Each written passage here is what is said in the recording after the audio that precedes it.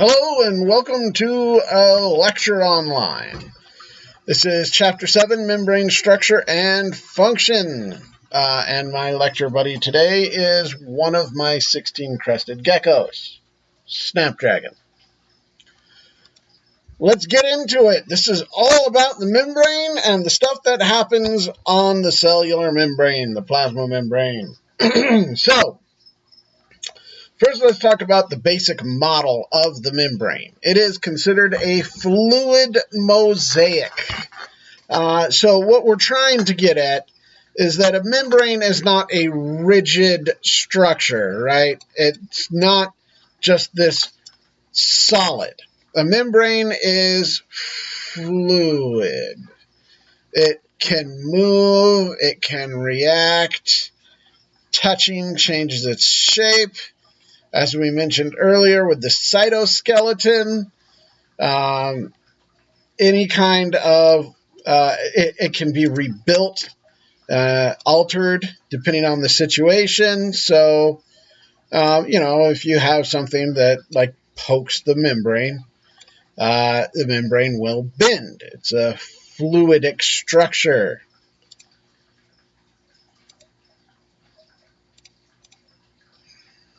So, not rigid, it's fluidic. Now, there are a whole lot of things embedded in the membrane. For instance, proteins. So, there is a mosaic of proteins, hence the term fluid mosaic. The membrane, the phospholipid bilayer, is actually held together by the tails of the phospholipids, right? So you have your phospholipid heads there, right? And then each phosphate head has two fatty acid tails. Oh, such good drawings. There we go. And it's a bilayer. These fatty acid tails, being lipids, fatty acids, they are hydrophobic.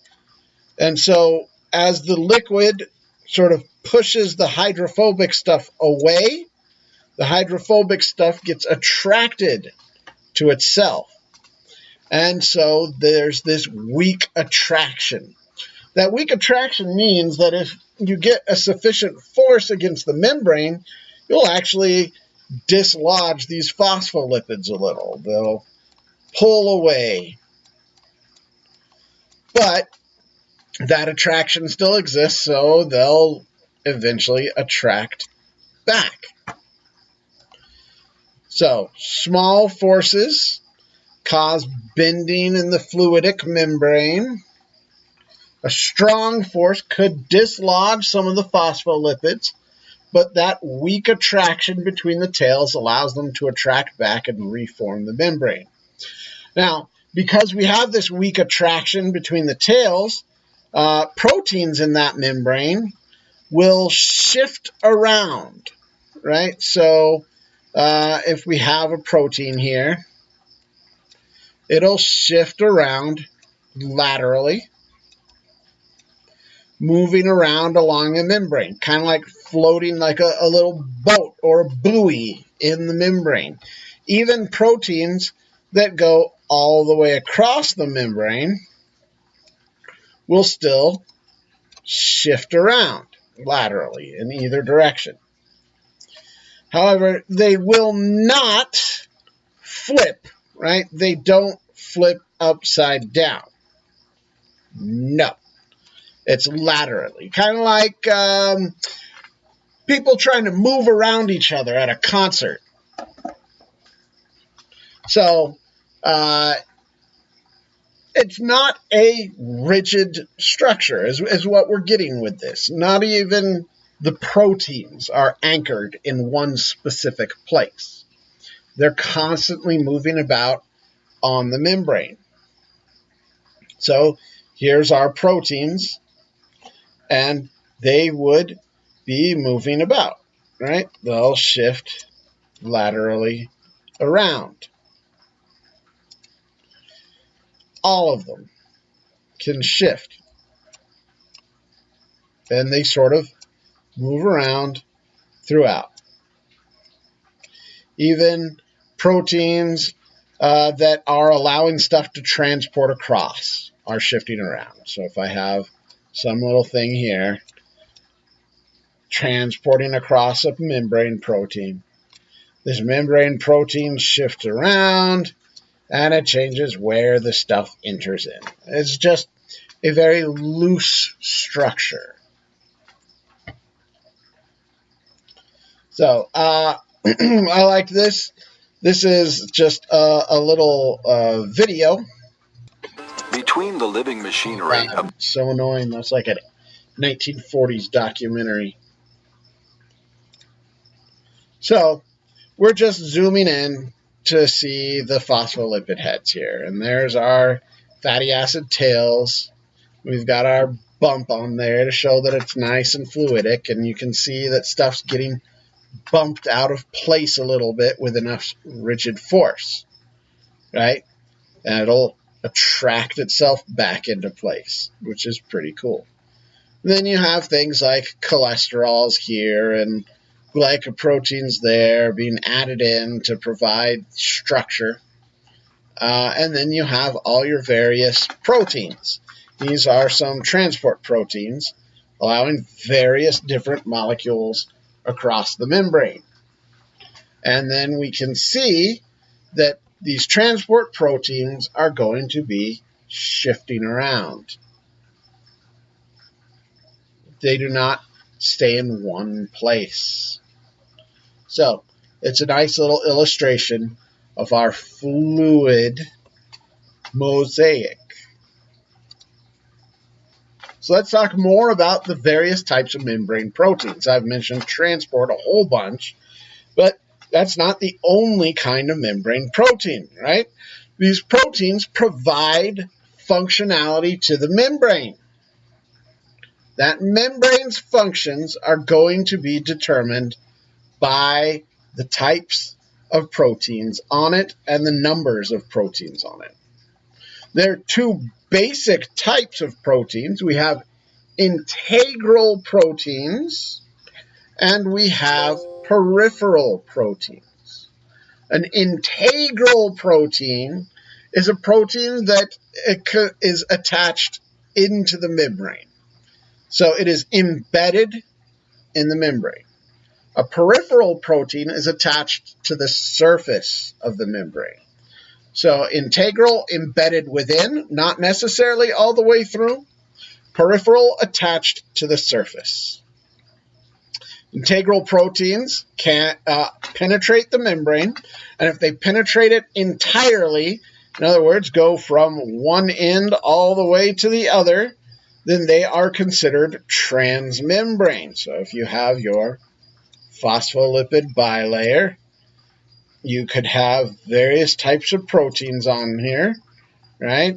So we might have a peripheral protein right here, sort of attached to the surface. Maybe we have an integral protein there, and you can see it's embedded.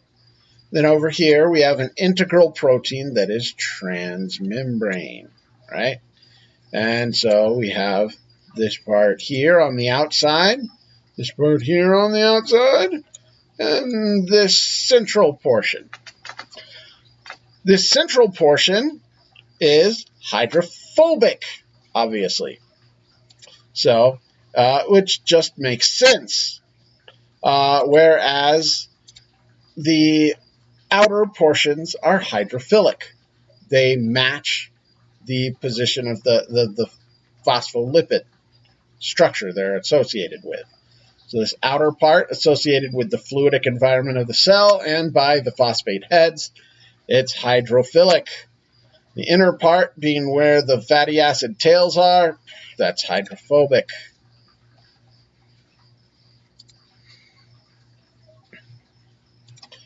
Our peripheral proteins come in a variety of flavors, right? They are on the surface. And they can function as little tags to identify the type of cell it is.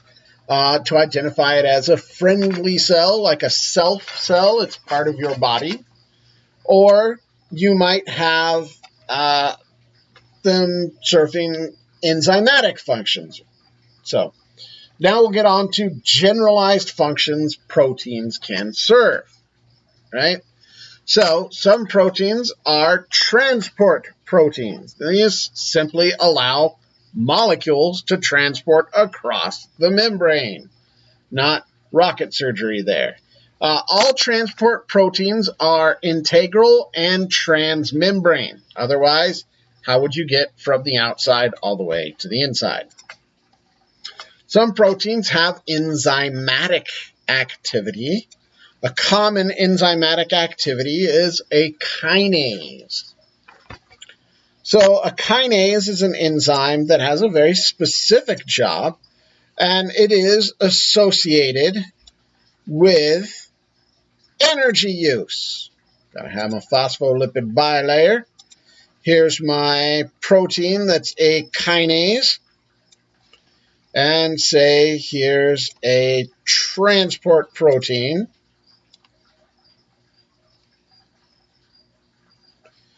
And here's some sort of molecule that needs to cross right here. Right? Well, say this particular transport protein needs energy. Energy in the form of what now? ATP.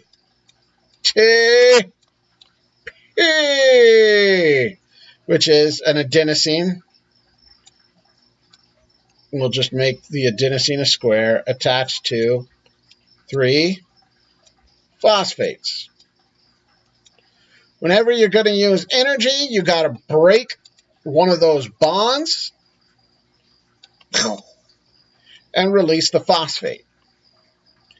Well, the phosphate always goes to the molecule doing the energy, and it's that kinase that transfers the phosphate to the molecule using the energy, doing the work. So kinase transfers phosphate over to whatever's doing the work. So we call that phosphorylation because we're taking a phosphate and adding it on to something. That something being the molecule doing work. So kinases are proteins, enzymes that phosphorylate molecules doing work. Pretty cool. All right. Continuing forward. Hey, look. We also have signal transduction. Signal transduction is sort of a simple process whereby we take a signal that's supposed to alter cell behavior, comes from the outside. Maybe it's a hormone. Hormones are signals that transfer through the blood. And that signal is going to alter cellular activity in some way.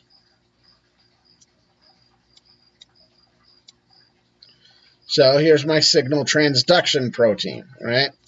Make a little spot for it to bind. This is just a terrible drawing.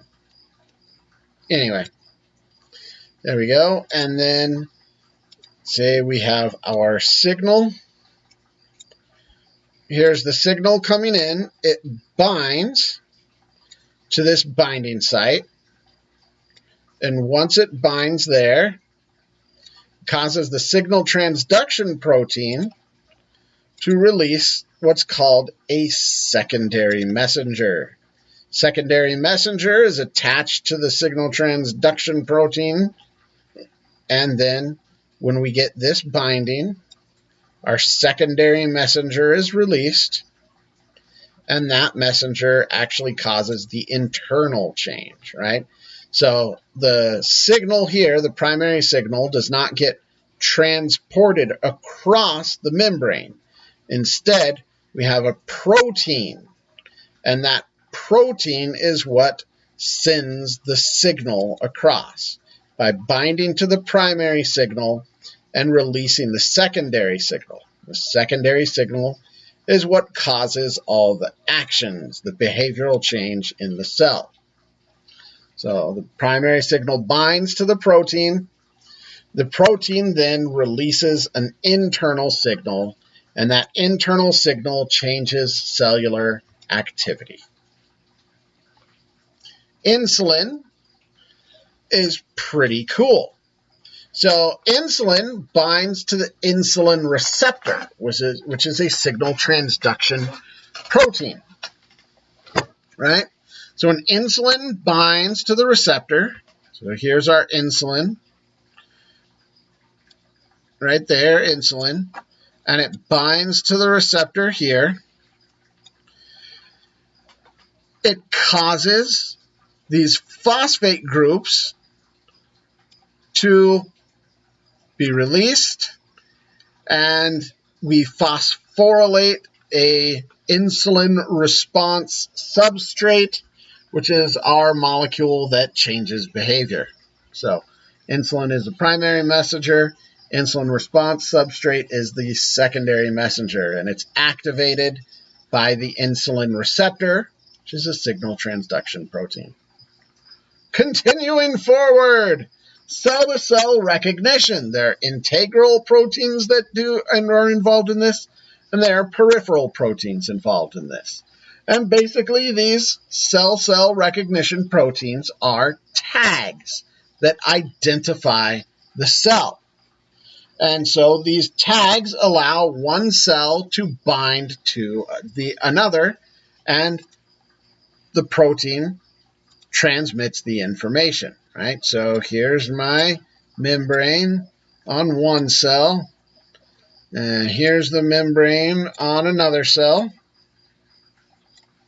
And this cell has a little protein here that identifies friends or foes. And the cell that has the cell-to-cell recognition protein over here can bind to that. And this protein here, this recognition protein, identifies this cell and in however it does so. Let's just keep to the immune system because that's simple. It identifies this cell as self. So this receptor on, say, an immune cell like a macrophage binds over and attaches to this membrane protein here, the recognition protein, and says, "Are you self?" And the presence of this recognition protein binding identifies it as yes, self. So cell-to-cell recognition proteins are all about between cellular binding between two cells to allow for recognition. So this is, again, our immune cell right here, which is pretty cool. It's got an inhibitory receptor and an activating receptor. If your cell has no membrane proteins whatsoever, the macrophage can't recognize it. Don't bite me, you little jerk. However, if it has this protein called a major histocompatibility protein, MHC class 1, that can bind to the inhibitory receptor, which says, "Don't tase me, bro." Whereas if it has these what's called activating ligands, proteins that have been previously identified as belonging to a pathogen, then our immune cell binds and says, "Oh man, kill that sucker." And some of these pathogens actually have the protein that says self, but they also have the protein that says bad cell. And so if they have more self than they have bad cell or bad proteins, then it's left alone. If they have more bad proteins, then it's killed. So Pretty cute. All right, continuing on, there are proteins specifically to allow for joining between cells, the formation of junctions. So remember, we talked briefly about junctions between cells already. So cells have three different types of junctions, right?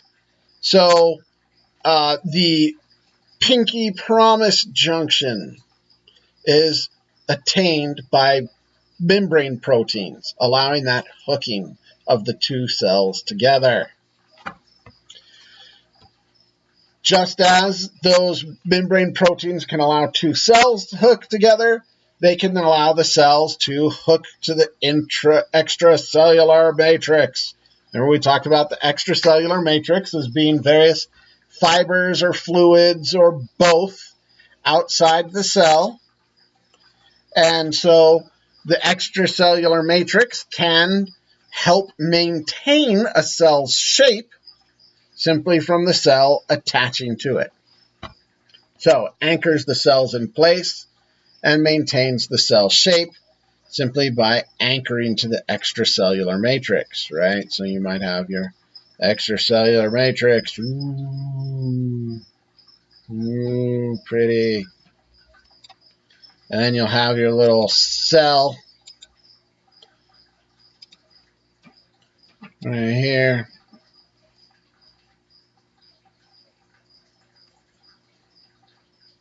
Oh, that is such a beautiful drawing of a cell. And then you'll have little proteins that attach to the matrix to allow the cell to stay in place and also allow the maintenance of that cell's shape. That is wildly inaccurate of a drawing, but it gets the idea across. So, and hey, just for funsies, let's go ahead and add another cell here. Ooh. And we'll throw the proteins that allow binding between the cells. Anchor the positions between cells. There we go. There we go. Oh, now they're hooked together. How pretty. Right. That's some good stuff about the various functions of membrane proteins. Now let's talk, continuing about proteins, let's talk about how molecules move across a membrane.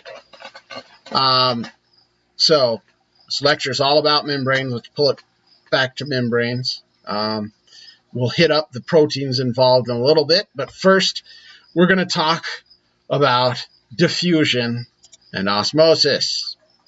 So diffusion is sort of a natural principle. Anytime you have solutes dissolved in water, these particles will move from areas of high concentration to areas of low concentration. And it's just natural movement. They move from high concentration to low concentration until eventually you can get equilibrium concentration throughout the solution so that there is effectively even distribution of particles. It's also worth noting that this is not a direct motion, like my arrows seem to illustrate. Rather, these particles will move randomly. So they'll move around, maybe a little bit back here, but eventually they move high to low until you get equilibrium. So here's a pretty little picture of molecules diffusing across a membrane in a solution. Here's all our molecules. You can see they're in a very high concentration in this side here and a low concentration over here. So they diffuse high to low. This is a pretty little picture that is from a German website. So you take the molecules, and if the molecules are in a high concentration on the left side, and you have Zeit, just time, the molecules will diffuse from high to low until you have equilibrium concentration, even distribution of the particles. It just requires movement and Zeit. This is a nice little video of ink in water. So, boom. And this allows you to see that, again, these molecules are not just immediately spreading out in all directions and causing it to become uniformly distributed. Instead, they are moving randomly. But you can see as they move randomly, they go from these areas of high concentration to low concentration, and they spread out. So this is random movement, but they eventually spread out. So what we'll often use is the word net movement of particles. So diffusion is the net movement of particles from areas of high concentration to areas of low concentration. You want to observe it in action sometime when you get a bloody nose, put a little bit of water in your sink, plug it up, and let some of your blood drip in. Or, like put food coloring in water. But, that's not creepy and bloody. So why would I give that as an example? Okay, moving on from that. That got weird. Let's talk about concentration gradients. We're going to use some vocabulary when talking about how diffusion works. So a concentration gradient describes how particles move when diffusing, right? If they are moving down the concentration gradient, they are moving from a high concentration to a low concentration. So you might have high concentration and low concentration. And the concentration gradient is from high to low, and if you move down your gradient, you are just doing diffusion, high to low, until you reach equilibrium, even distribution. That's just diffusion, baby, going down the concentration gradient. And that'll become important a little bit later when we talk about some of the cool transport proteins and how they aid molecular movement.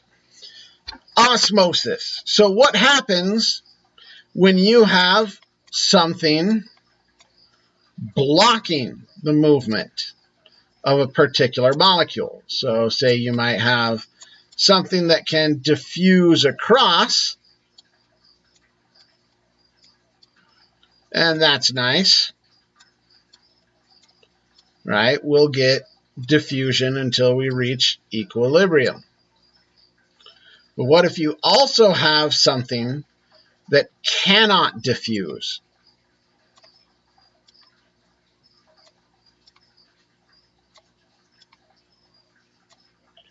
Right? It wants to diffuse because we have a high concentration over here and a low concentration over here. High, low. But these molecules, they can't cross the membrane. They can't diffuse. Well, remember that these are particles in water. And so if the solutes can't diffuse, well, then the water will. And the water concentration on either side will vary in order to allow even concentrations. Okay, so let's talk about that. Osmosis is the movement in biology. Osmosis is the movement of water across a semi-permeable membrane. And how that water moves is governed entirely by solute concentration. So there's some important terms to talk about when talking about osmosis, and that has to do with tonicity.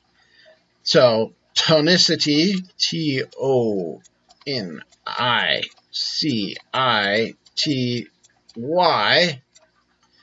describes the osmotic conditions in a solution and tells you how water will move across a membrane. Isotonic, hypertonic, and hypotonic. So again, we're going to be talking about the concentration of particles, right? Here's some particles. And here's my membrane.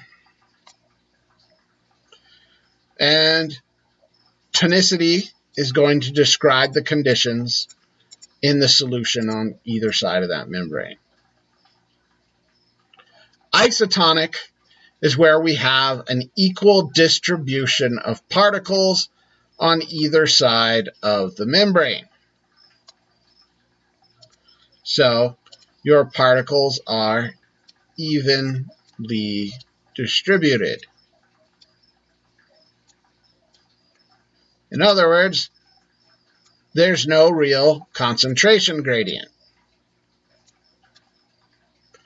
In order to talk about how this works, let's really talk, because tonicity is determined by the amount of solutes in the solution outside versus inside, right? But osmosis is the movement of water. So we need to know the concentration gradient of water across this membrane. And to do that, we need to think about concentration of water when talking about solutes. So what I want you to do is look at any solute and know that it's matter, and matter has volume, and matter takes up space, has mass. And so in a solution, anytime you have a solute, anytime you have matter in there, it is taking up space that otherwise would be water. So more solutes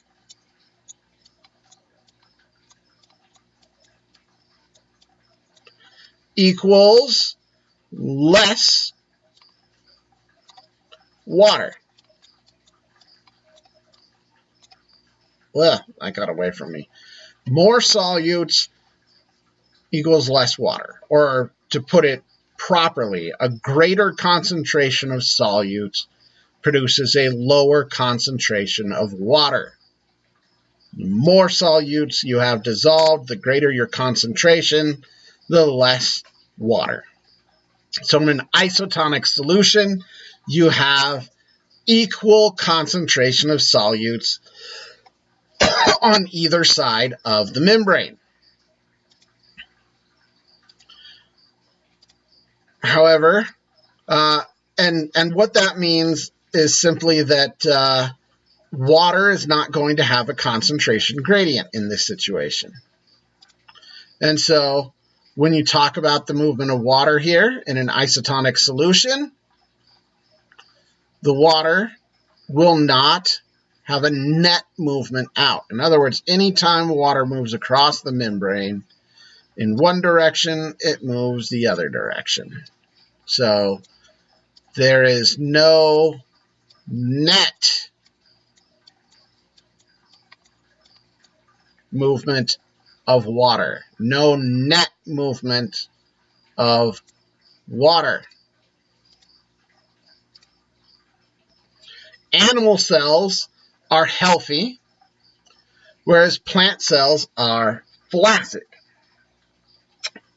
I really should talk about about plant cells and tonicity. So let's see if I have a little slide for this. No, this is just board work. So let me draw. All right. Plant cells need to stand against gravity, right? So in some plants, you have the evolution of tissues for support, like woody tissues.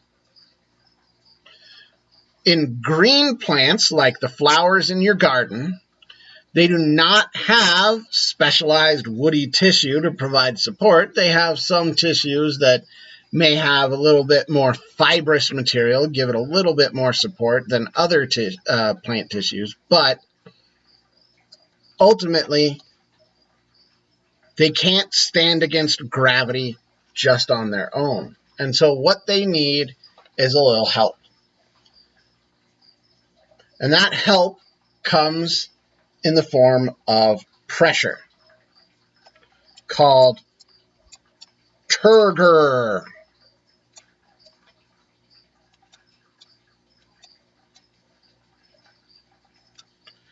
Turgor pressure. So turgor is the pressure of a fluid against a container, really.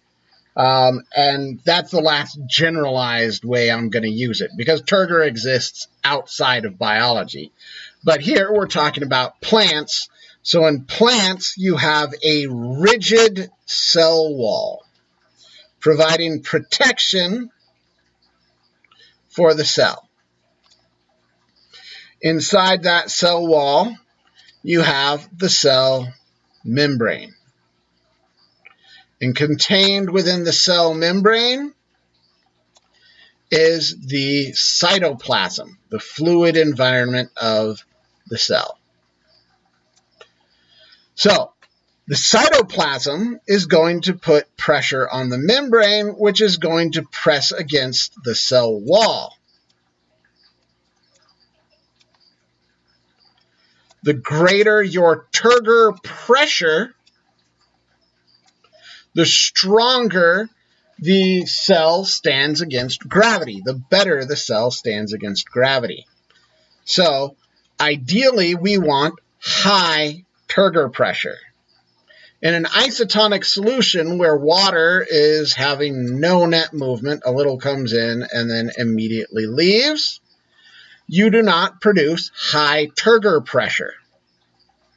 So the cell is flaccid. You have a flaccid cell. The plant itself is experiencing wilt. Now, in an isotonic solution, your plant is not dying, but it is drooping, falling over. It's flaccid. Yes, you are perfectly able to giggle at the word flaccid all you want. And make sure to use it around people who don't know. Just look at their garden and be like, ugh, everything's flaccid out there. And enjoy. Anyway, turgor. So now we'll talk about a hypertonic solution. In a hypertonic solution, right, we have our membrane here. And we have our solutes. In a hypertonic solution, this is going to be in, you know what? Let's put a cell up here. That'll be better. Container.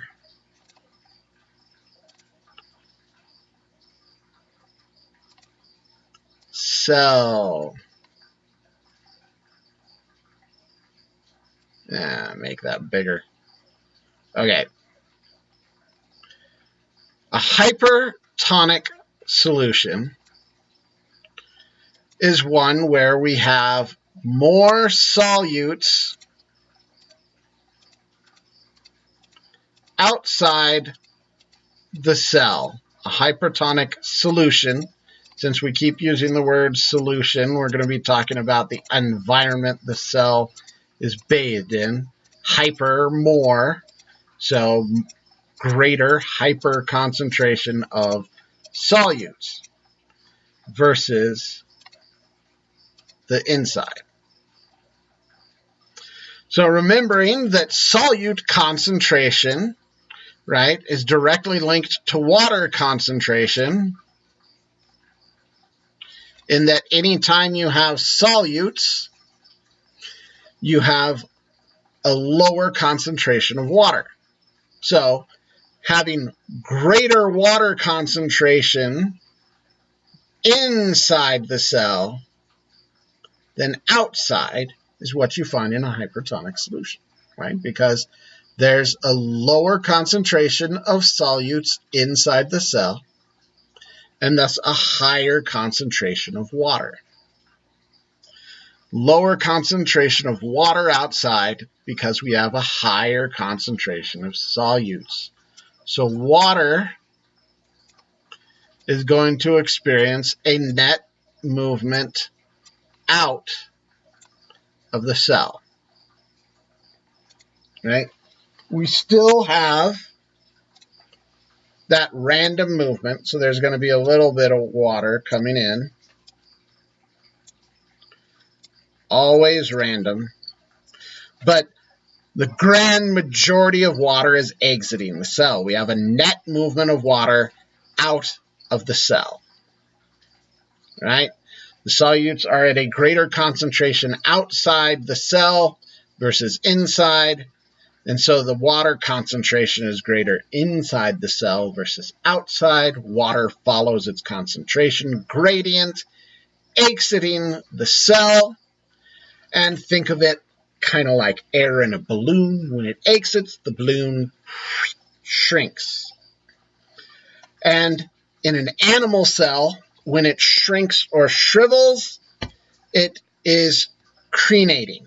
Shriveling, crenating. Shriveling. So crenation occurs in hypertonic solutions. A cell that has shriveled up has crenated. However, a plant cell does not shrivel completely because of our strong cell wall. Cell wall can't crumple. So in this case, the membrane pulls away from the wall. So the cell is not shriveling because there's a cell wall present, preventing that. However, the membrane is pulling away. And so when a membrane pulls away from the wall, we call it plasmolysis. So a cell that has undergone plasmolysis is plasmolysed. I like that word. It sounds like some sort of James Bond villain weapon, like an evil overlord's weapon. Like, have you ever been plasmolysed, Mr. Bond? Oh, we have to have... Okay. Have you ever been plasmolysed, Mr. Bond? I hear it is quite unpleasant. Okay, so yeah, plasmolysis. The membrane pulls away from the wall. So what's our turgor pressure here? High, low, absent? Yeah, our turgor pressure is pretty much nil. So here, you're going to have the entire plant completely flopped over, and we're probably going to see permanent wilt if we stay hypertonic too long. Permanent wilt will occur. Now, the cell doesn't immediately die when we put it in a hypertonic solution. If you put it back into isotonic solutions before too long, it can rehydrate, and then it won't die. So permanent wilt. It's what happens when you forget to water your plants for 3 days. So, not that I've done that. I'm an amazing gardener. Okay, here is hypertonic solutions in animal cells. So here's our nice little animal cell here, nice and fully poofed out. And then you put it in a hypertonic solution, and it crenates. So this is a crenated cell, shriveled and shrunken due to a hypertonic solution. The water has had a net movement out of the cell. Lastly, this brings us to a hypotonic solution. Now, by process of elimination, you're probably already guessing what a hypotonic solution is, but I'm spending all the time drawing it, so let's just go through it. In a hypotonic solution, you have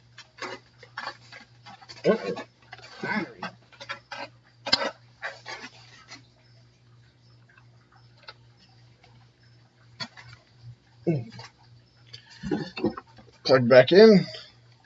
Everything good? Okay. It distracted me enough that I used the wrong color. In a hypotonic solution, you have a situation where you have a greater solute concentration inside the cell. So the concentration of solutes is greater within the cell versus the environment. So here's my solute concentration in the environment versus inside the cell.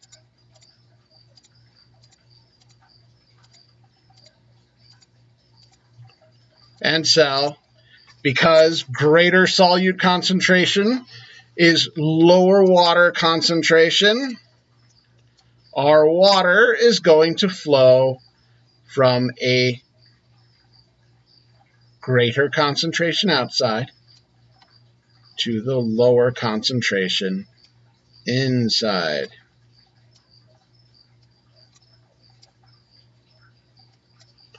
Right? So water flows in. There is a net movement of water in. Because, of course, we always have that random movement of particles, including water. So there's a small amount of water exiting, but the net movement of water is into the cell. So if you've got a handy-dandy little animal cell, and again, think of it like a balloon. Here's my normal animal cell. Maybe it's a red blood cell like this. And I put it in a hypotonic solution, and the water floods in. Right? It's going to expand.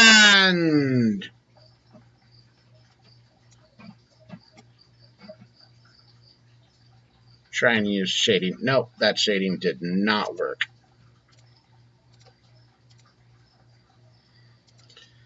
So it expands.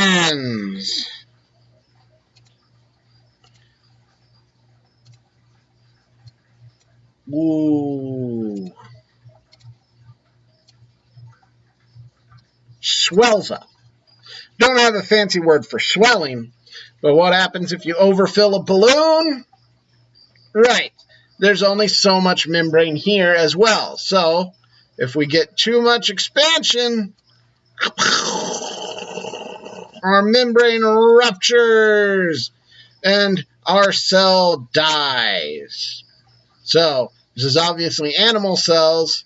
The cell will lyse. Lyse is break or burst. Oh, that's a nice one. So lots of things can lyse. An animal cell will lyse when its membrane ruptures. Lyse is break or burst. You might remember way back in macromolecules, you could add water to the bonds in a macromolecule and hydrolyze them. They would undergo hydrolysis. And in hydrolysis, the bonds would break. So break or burst. So here, the membrane bursts, so the cell lyses. That's an animal cell. That's your fancy important Latin.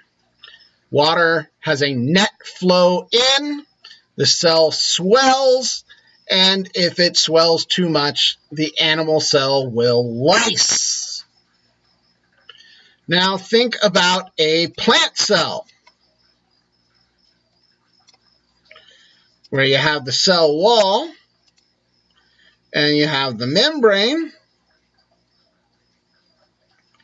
Can the plant cell lyse?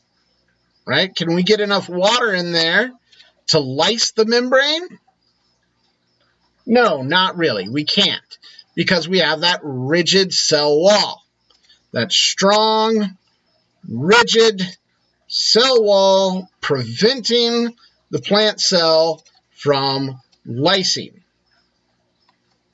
It can't lyse when it's surrounded by the cell wall. Now let's go back to that plant-specific terminology I'm using. Turgor pressure. Do you think the turgor pressure is high or low when that water floods in? Well, you're right. The turgor pressure is very high. So that water floods in, and that membrane pushes right up against the cell wall. And we get a lot of pressure of the membrane against the wall, and we have high turgor. Oh, you're getting ideas looking down like that. High turgor pressure. So a plant cell is healthiest in a hypotonic condition because it stands against gravity. The plant as a whole will stand against gravity best in a hypotonic condition. So the animal cell will lyse, whereas the plant cell is turgid. So nice, full, swollen, lots of turgor pressure. So there you go. And that, my friends, is osmosis and diffusion. Not so terrible. Well, hey, I have this slide in the wrong spot. Turgor pressure, which is pressure of the membrane against the wall, and that pressure being driven by water in the cell. So, and of course, turgor pressure allows the plant cell to hold up against gravity. Blah. Okay, so here is an actual red blood cell placed in a hypotonic environment, and after it has swollen up. And you can see this is not so hypotonic that lysing has occurred, that it has lysed. But if you make it just a little worse, then the membrane will rupture and the cell will lyse and die. All right. So because of this, it's very important for animal cells and single-celled organisms to regulate the water concentration within the environment, within the cell's internal environment, so that you can prevent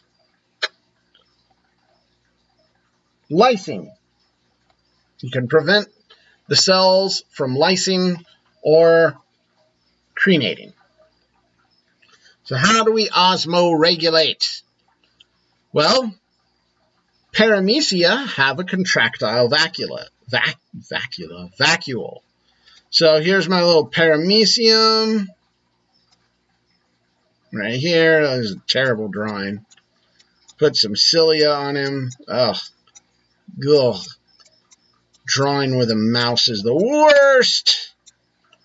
And then our paramecium has a vacuole, a contractile vacuole. Right here.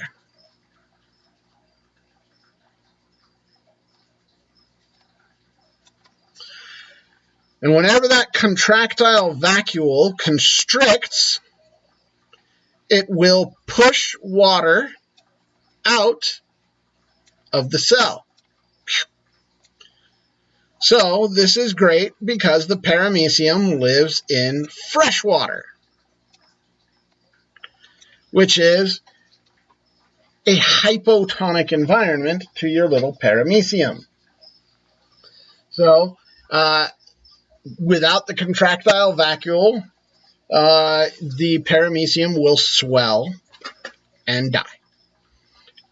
So we have the beautiful contractile vacuole to pump water out of the paramecium. So even if the environment becomes more hypotonic, dangerously hypotonic, the paramecium can survive by contracting its vacuole and pushing water out. Of course, some cells may have permeability, differing permeability to water, right? So they may be able to make themselves less permeable to water. So if you have a cell that is by default less permeable to water than other cells, then it will have less danger of taking on water or losing water. A lot of cells will have a protein called an aquaporin, which is just a little membrane protein that allows water to pass across. So you might have an aquaporin right here that would allow water to cross into the cell. And that's another way. So like if water is transporting into the cell via membrane protein, if you close the membrane protein, you can reduce the amount of water flooding into the cell. Reduce permeability. And finally, we have organs in multicellular creatures. We have kidneys. Animals have kidneys. So the kidney is where it filters excess water from the body for removal. Not so terrible. And then, just to compare them all side by side, we see the different tonic solutions. Here, hypotonic, where we have a net movement of water into the cell. If it's an animal cell and it swells up too much, it will lyse. Whereas a plant cell, having that strong cell wall to prevent it from blowing up, it becomes turgid. In an isotonic solution, you get no net movement of water, little bits of water in, little bits of water out. And in a plant cell, that's not great. So an animal cell is happy and healthy, and a plant cell is flaccid. It is not standing against gravity very well. It's flaccid. Then finally, in a hypertonic solution, water is exiting the cell. There's a net movement of water out of the cell. The animal cell shrivels or crenates.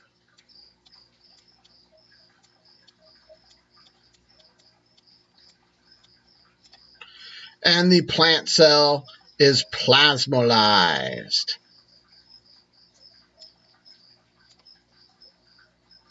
Not awful. All right. Selective permeability is the most important function of a cell membrane.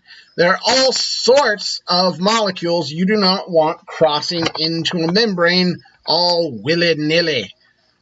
Those molecules could be dangerous to a cell. You can build up toxic concentrations of even something like potassium and that could kill a cell.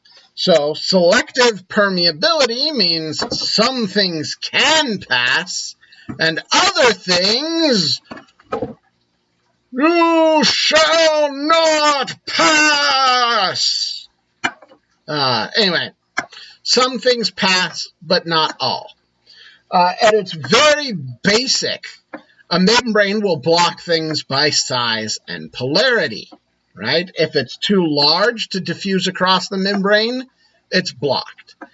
If it's a polar molecule, a highly polar molecule, then it will not diffuse across the membrane because it's a bilayer, and inside that bilayer, the area between the phosphate heads, it is hydrophobic. This is the hydrophobic region. Oh man, I'm not going to try and write hydrophobic with a mouse. This is the hydrophobic region. And so something polar cannot cross the hydrophobic region. Molecules with great polarity cannot cross the hydrophobic region. Very small molecules will easily diffuse.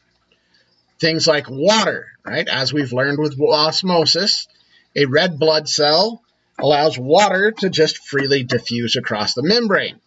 Same with carbon dioxide and oxygen. These are small enough to diffuse across the membrane, regardless of things like their polarity. Nonpolar molecules will simply dissolve across the nonpolar region. So nonpolar molecules can cross relatively easily. Excluding molecules from passing is very important. So ions, being very polar, right, they have a strong positive or negative charge, will be blocked from passing the hydrophobic region. At the same time, any other hydrophilic molecule will be unable to pass the hydrophobic region between the bilayer, between the phosphate heads of the bilayer.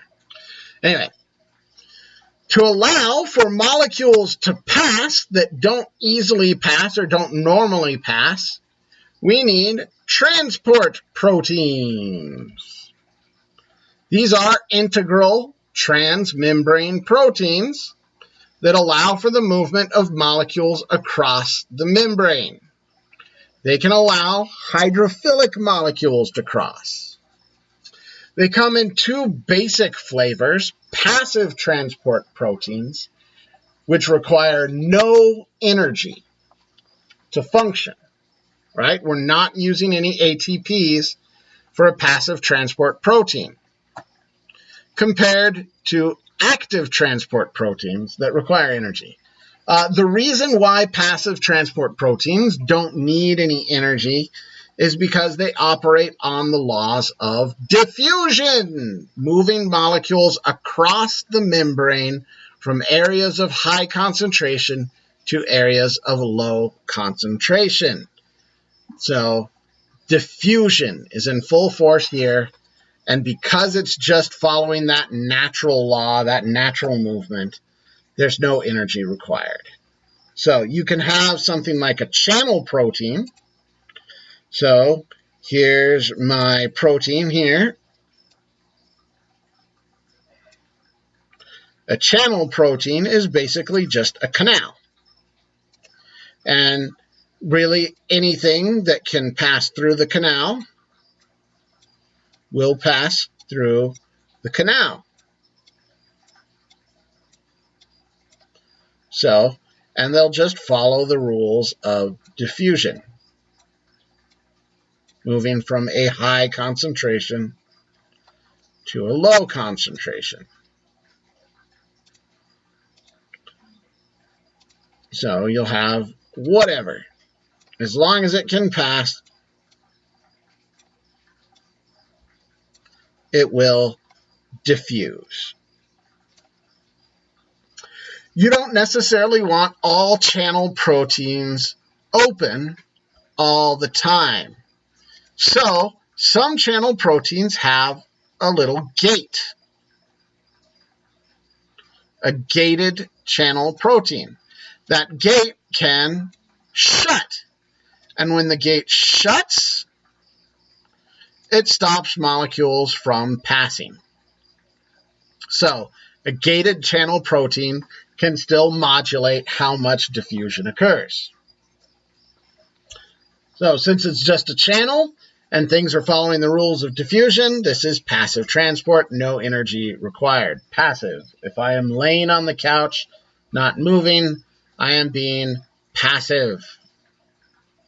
Facilitated diffusion, also, obviously by the name, follows the rules of diffusion. So here we'll have a transport protein.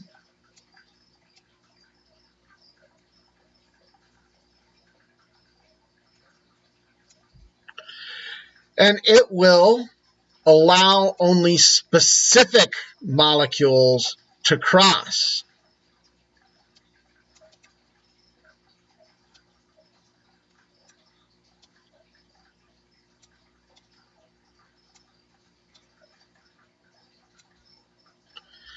And thus, let's make sure we see our concentration gradient. There we go. Yeah, maybe a couple more. Really establish this concentration. Anyway, so you'll have all sorts of little molecules outside here. But, whoops, there we go. A facilitated diffusion, a transport protein that operates under facilitated diffusion, is specific. It binds to a very specific molecule, right? These other little molecules, they can't bind to that location. So only our specific molecules can bind. Burp, burp, burp. Now, how it works is basically a couple of little steps here, right?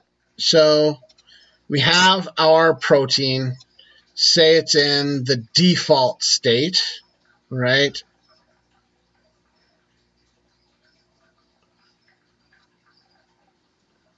Where it's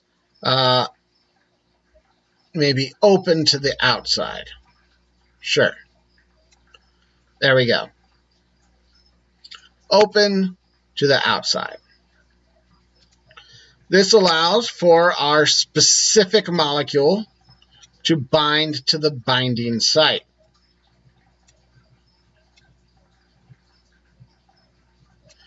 Once the molecule binds, it triggers what we call a conformational. Remember, when I talked about proteins, talked about conformation. Oh God, writing with a mouse is the worst.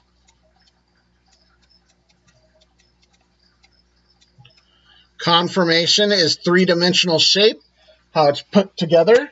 Right? So simply binding to the binding site, simply having our molecule bind to the binding site, induces a conformational change. And that will cause our transport protein to open up to the inside.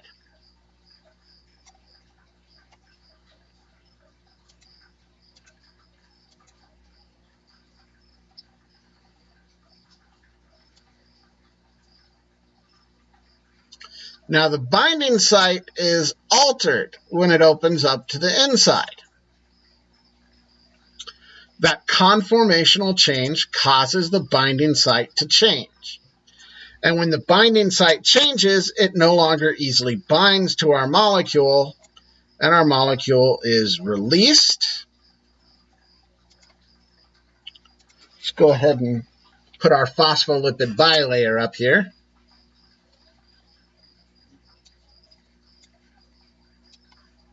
There we go.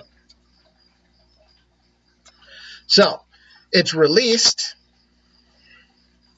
Releasing the molecule from the binding site induces a conformational change and puts our receptor back to its original position.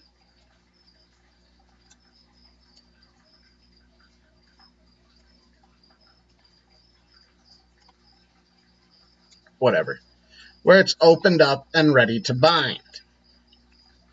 So, a simple little process. We have our molecule specific to our facilitated diffusion transport protein. And that molecule will bind. So here's our little molecule. Something very specific, like, say, I don't know, glucose. Glucose binds to our transport protein. Let's call it maybe a glucose transporter. And when it binds, it induces that change of shape, changing the conformation, which allows the glucose to be released. Releasing the glucose from the binding site again induces the conformational change back to our original state, where our glucose can again bind, at which point we go through it again, induce conformational change. So again, facilitated diffusion is still following the rules of diffusion. We're still moving from a higher concentration to a lower concentration, so it's still passive transport. We're still not using energy because we're following the rules of diffusion. These are often called carrier proteins. Just the word carrier protein does not necessarily denote whether it's passive transport or active transport. What it does tell you is that it's specific to a molecule. It carries a specific molecule. It's a carrier protein carrying a molecule. So on an exam or something, I would identify it as facilitated diffusion if I'm going to use the word carrier protein. I'll identify it as facilitated or active. Speaking of active transport. So, what again is passive transport requiring no energy? Why do we not use energy during passive transport? Because of diffusion. We are following the rules of diffusion. So because we are following the rules of diffusion, we do not need energy. So why does an active transport protein need energy? I don't know. Uh-oh. I'm going to search out my Gecko.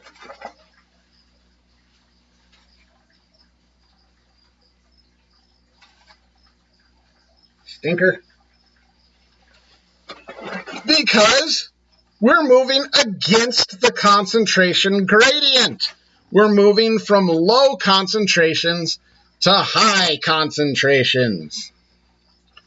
So here we have an active transport carrier protein. We're going to move from the low concentration to the high concentration. And that is against the rules of diffusion. Diffusion wants to move from high to low. That's how diffusion wants to move. So active transport moves against the concentration gradient by moving from low to high.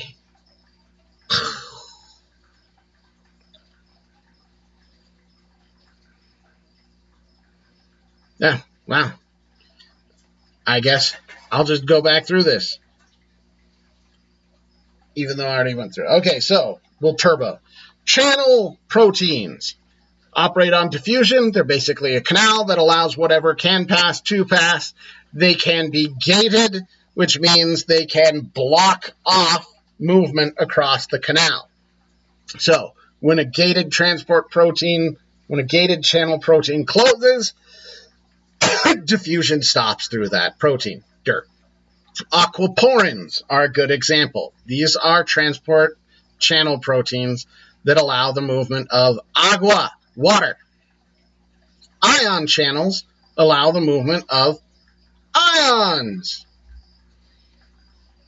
So, here's a channel protein.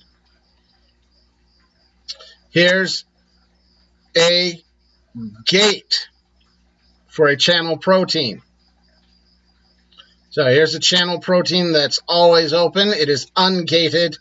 Here's a gated channel protein, and it's closed. So, we can't diffuse. Whereas here, we can just diffuse across. Facilitated diffusion, where you're having a carrier protein that binds to a very specific molecule and alters its conformation, allowing that molecule to cross. So here, when we talk about binding sites, we're going to mention affinity, right? So going back to my pretty slide here,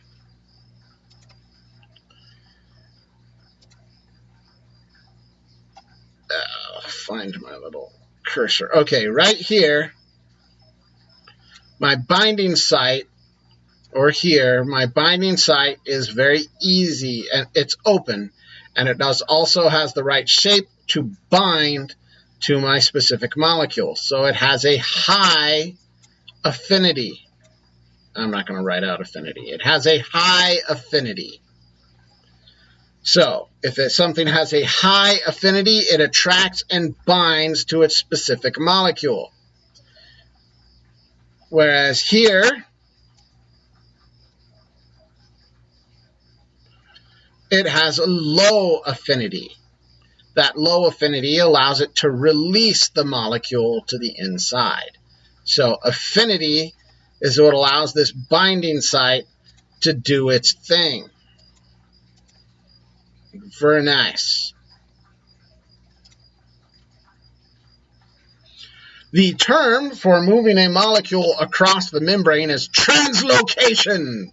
Sounds like a wizard spell. I'm going to cast translocate. Anyway, that's lame. So again, facilitated diffusion is still diffusion, which means it requires no energy. So even though we're just doing diffusion, it's important because of specificity. When you get to a certain size molecule, you don't really want anything that can pass to pass. You don't want channel proteins for something like glucose. Glucose is a relatively large molecule for a monomer. So if you have a canal that allows glucose to pass, a whole lot of shit can pass.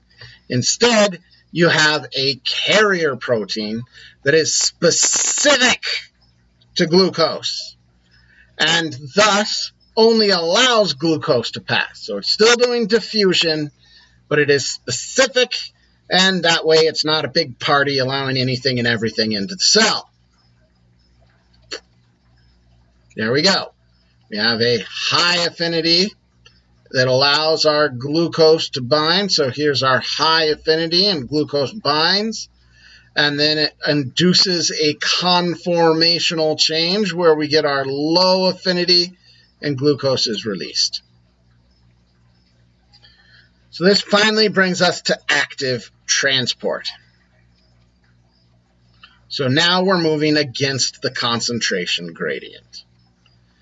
The active transport carrier protein requires energy in order to function. So it's a carrier protein. We're moving something very specific. And it requires energy. The gold standard example of active transport is the sodium-potassium pump. So the sodium-potassium pump pumps two things against their concentration gradient. And I bet you'll never guess what two things are moved by the sodium-potassium pump. I don't know. It's going to remain forever a mystery. Anyway, the concentration of sodium is naturally high outside the cell and low inside the cell. So which way do you think our active transport protein is going to pump sodium? Against the concentration gradient. That's right.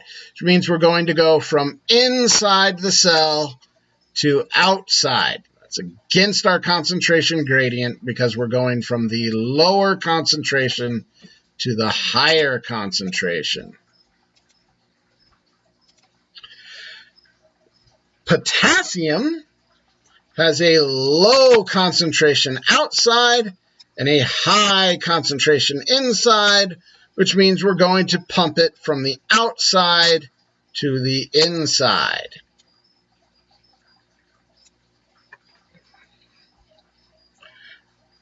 Is this diffusion? No! We are violating the laws of diffusion, I tell you. It's a violation of natural law. All right, I'm going to do some drawing. And whenever I do drawing, that means you damn well better be drawing too. I'm just saying.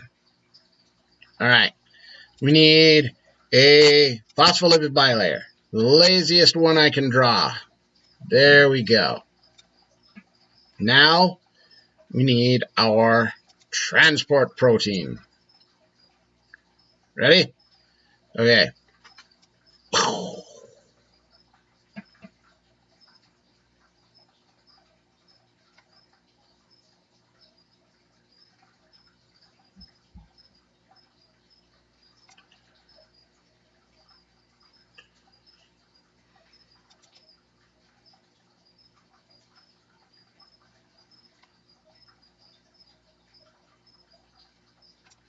Oh, that is just a terrible drawing. Transport protein. Try it. Do over. Okay. Okay. So.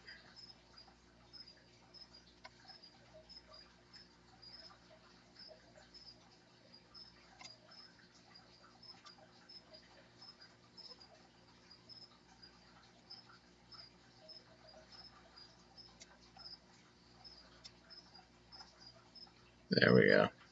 Sure, why not? Okay. Boom. Ready?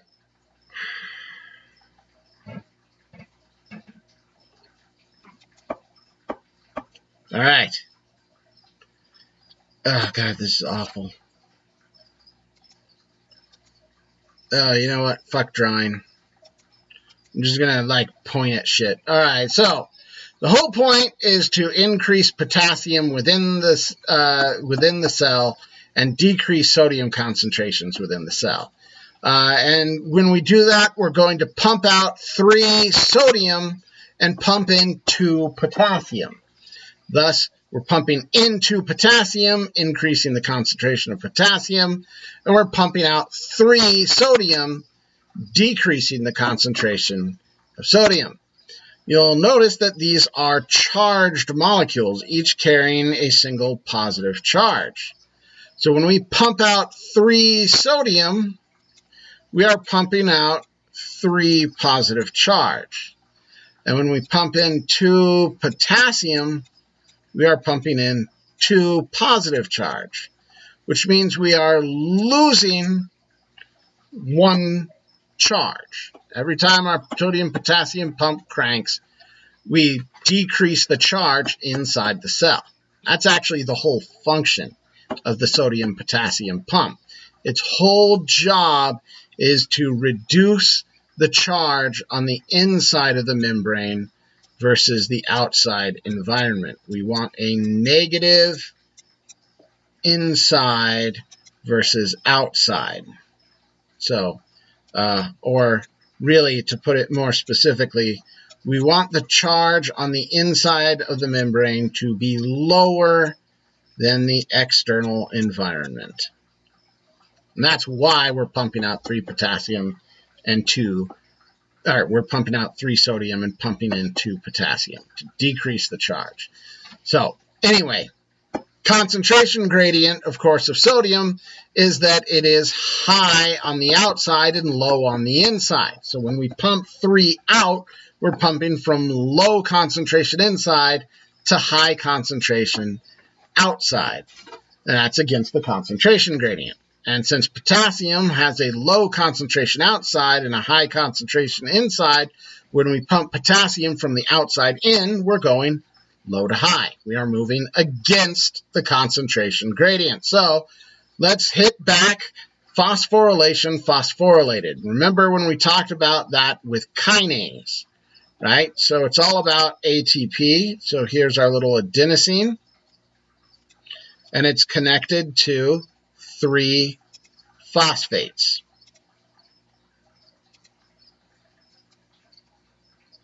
One, 2, 3. Adenosine triphosphate. Right?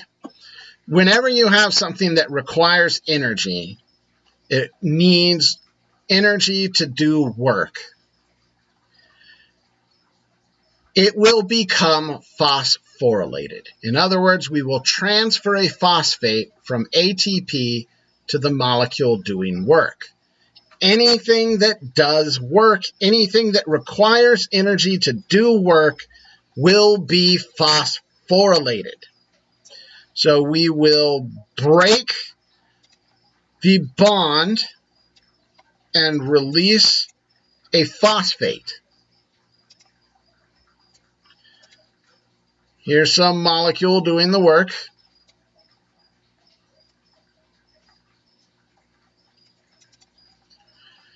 Phosphate will bind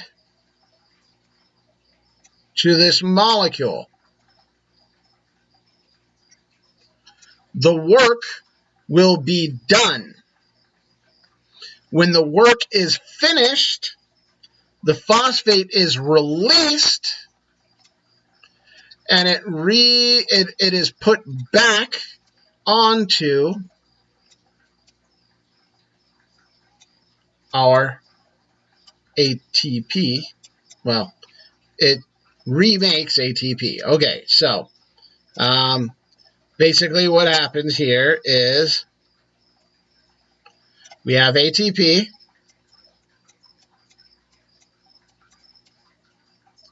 We break the bond in order to do work. So we break that bond and we convert it to ADP, adenosine di-2-phosphate. And we have our loose phosphate. Phosphate goes to the molecule that does the work. And then when the work is completed, we get that loose phosphate coming back to ADP, and we get, wow, ADP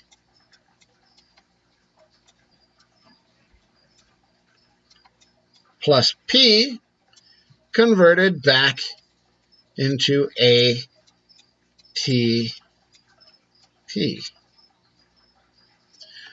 So this little molecule that holds the phosphate is called the phosphorylated intermediate. So ATP is hydrolyzed, where we take ATP and bust off a phosphate, getting us ADP plus P. The phosphate travels to the intermediate, which is the molecule using the energy to do the work.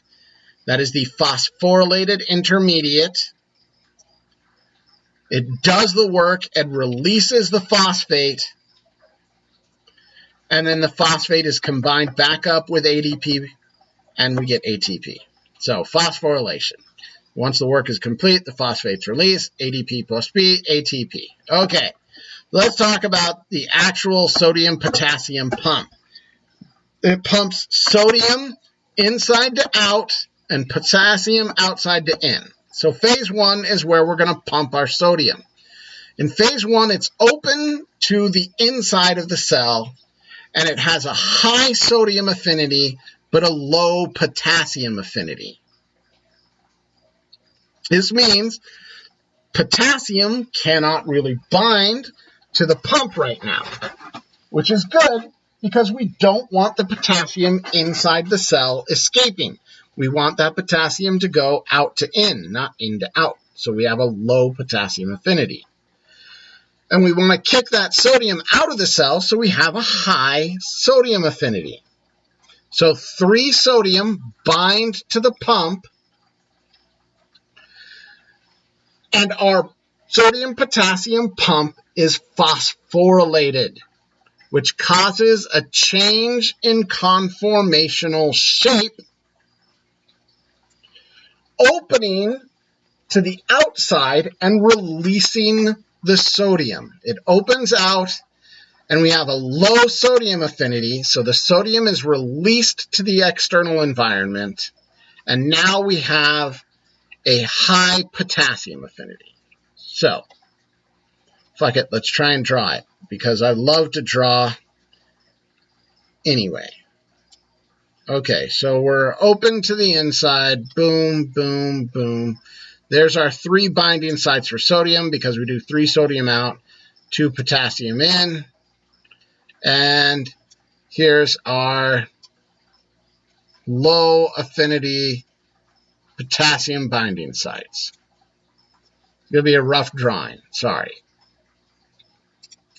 So, our sodium, ooh, look at here, some high affinity areas. Well, that looks like that'll fit me real good. And it comes over and it says, just a nice little spot. Don't mind if I just bind up here. Oh, yeah, that feels real nice. Real nice. 3 sodium bind. At the same time, we have a low affinity, so our potassiums inside are not going to bind. They can't bind. We have a low potassium affinity. Sorry, potassium. Now, because our sodium is high concentration inside, low concentration outside,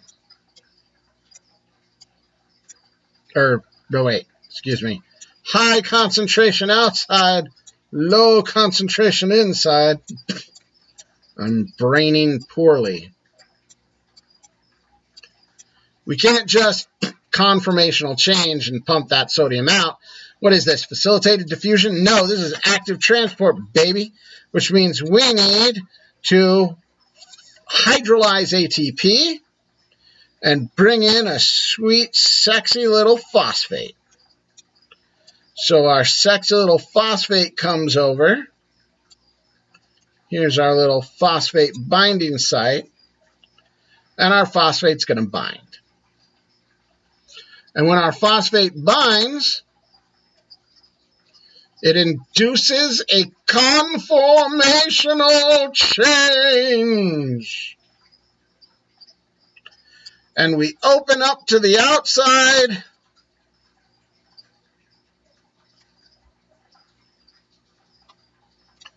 And now we have a low sodium affinity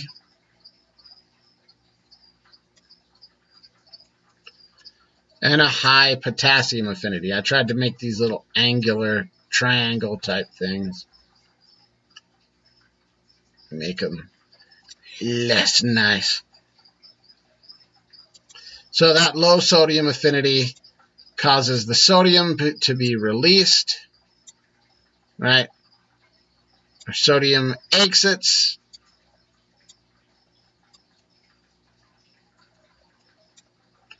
And we have pumped sodium out of the cell. Hooray! We've moved sodium against the concentration gradient. And you will notice now we have a high affinity for potassium, which leads us to part 2. Potassium. So we're now open to the outside. That low sodium affinity allowed us to release the 3 sodium. And now we have that high potassium affinity. So guess what? Potassium is going to bind. When potassium binds, it induces a conformational change. And it dephosphorylates the molecule. Once it's dephosphorylated, it reverts back to its original shape, open to the inside, low affinity to sodium or potassium, so the potassium is released, high affinity for sodium, lather, rinse, repeat. So if we draw that, right, or, we can, so we'll just draw that up.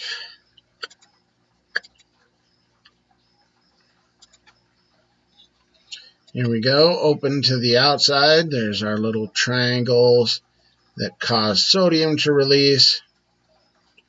And now we've got our high affinity for potassium. That's getting away from me, but who cares?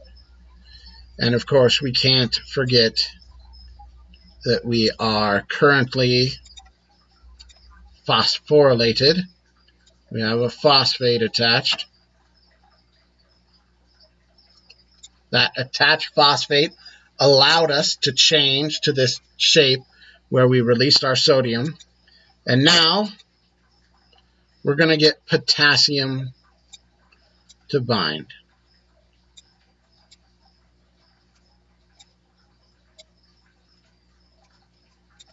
Okay, so when potassium binds in there,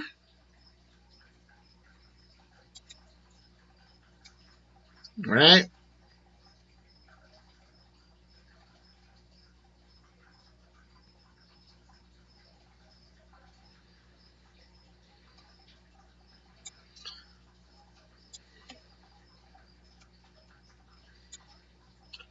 Woo! Drawing is fun. This gives you time to draw too, peoples. So now we have our potassium bonded in. Potassium binding to the binding site causes our phosphate to be released. So it becomes dephosphorylated. That phosphate is going to go off and join up with some adenosine diphosphate.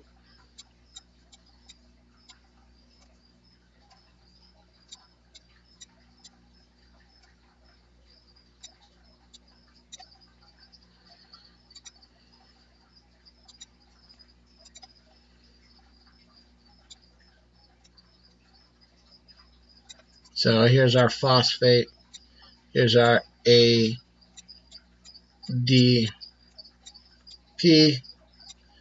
And we'll get ATP.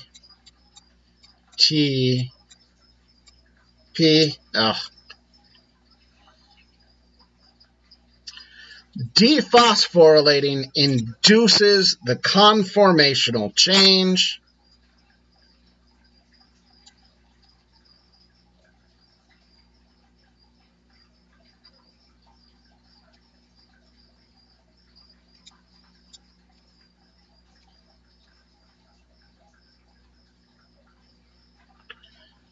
This causes our potassium to be released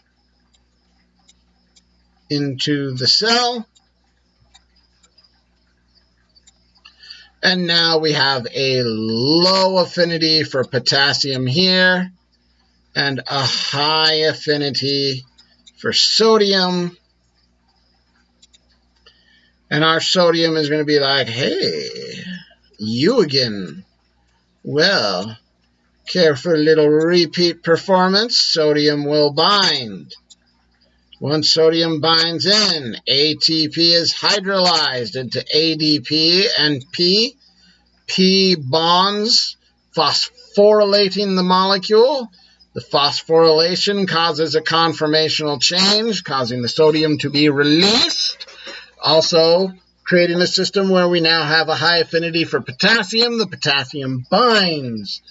This causes the phosphate to be released The released phosphate then causes the conformational change, opening the molecule back into the cell, reducing affinity for potassium, releasing potassium into the cell, and having a high affinity for sodium. Now sodium binds, and again and again and again until we reach the correct membrane voltage, right? Because remember, I told you we're trying to get an internal voltage, the charge inside the membrane, a little bit lower than the charge outside the membrane. So that's why this is going, and it just keeps going.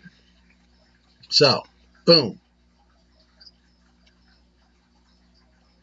And we have these nice drawings for you to check out. So here we're open to the inside, and we have a high affinity for sodium. So sodium's going to come in and bind.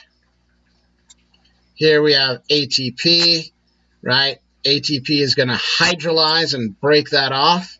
We're going to phosphorylate this, opening it to the outside, reducing our sodium affinity, causing sodium to be released. We're a phosphorylated intermediate now. We now have a high affinity for potassium.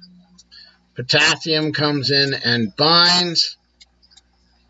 This causes our phosphate to be released. The phosphate joins up with ADP, and we get ATP.